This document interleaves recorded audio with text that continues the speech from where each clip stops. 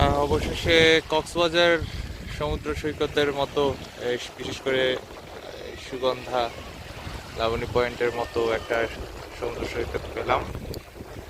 দক্ষিণ mercy, south mercy.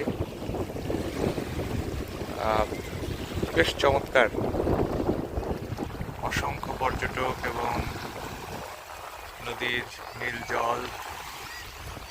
এবং তবে সৈকতটা পাথুরে, আমাদের মতো বালু সৈকত না যে পায়ে হাঁটা যাবে।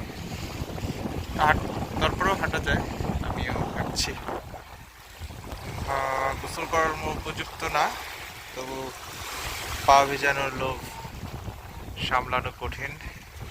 আহ,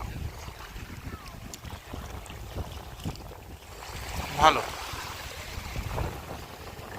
কি চমৎকার রোদ। আজ শনিবার,